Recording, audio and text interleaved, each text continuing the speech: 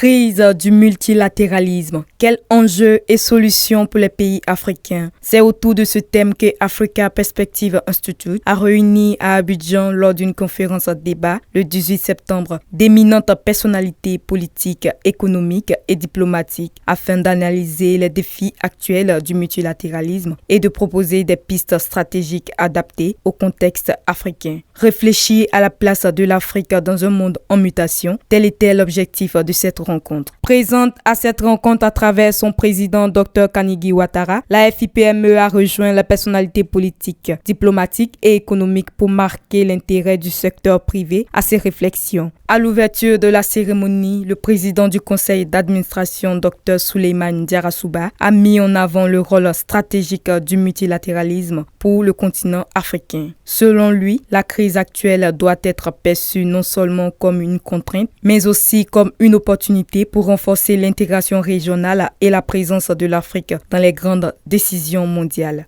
Dès lors, il est légitime de s'interroger sur les stratégies concrètes que nos pays devraient adopter pour transformer la crise actuelle du multilatéralisme en une opportunité.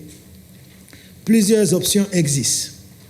Renforcer les regroupements régionaux et continentaux comme l'Union africaine ou la zone de libre-échange continentale africaine, la ZLECA, pour mieux négocier collectivement sur la scène internationale.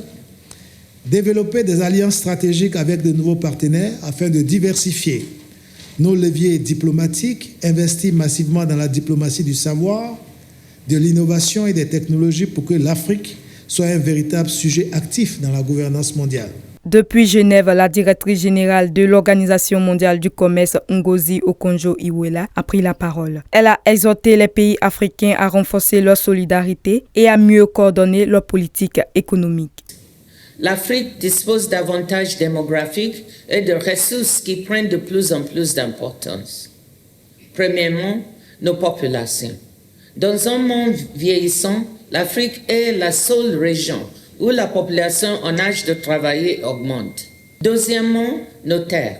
L'Afrique possède les 2/3 des terres arabes non cultivées de la planète.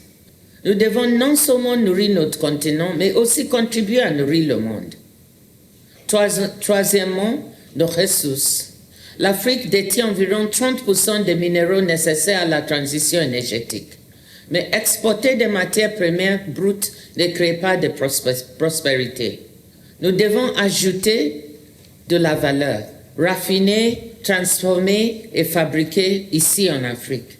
Un appel relayé par Patrick Achi, ancien Premier ministre et ministre conseiller spécial à la présidence de la République, qui a insisté sur l'importance d'une voix africaine plus audible dans les grandes instances internationales. Donc aujourd'hui, qu'est-ce qu'il faut faire? Moi, je suis d'accord avec ceux qui disent que, d'abord, en quoi pour nous c'est une menace? C'est une menace parce que l'affaiblissement des règles internationales nous met dans une situation où on ne peut plus être dans des salles à, disons, égalité pour pouvoir discuter d'un certain nombre de sujets qui nous concernent. Donc, à partir de ce moment-là, chercher à dire qu'on va se défendre individuellement, c'est pas possible. On ne peut plus continuer dans le système actuel en regardant chaque jour sa désintégration et les conséquences qu'elle pourrait avoir sur nous. Donc, élargir l'horizon, se diversifier et voir d'autres types d'accords, d'autres types de relations, non seulement entre nous Africains, mais également avec d'autres types de continents qui pourraient avoir des problèmes similaires aux nôtres. Avec cette conférence, l'Africa Perspective Institute veut nourrir la réflexion stratégique sur le rôle du continent dans la gouvernance mondiale. Une réflexion jugée cruciale au moment où l'Afrique cherche à transformer les crises internationales en opportunités de développement et d'intégration.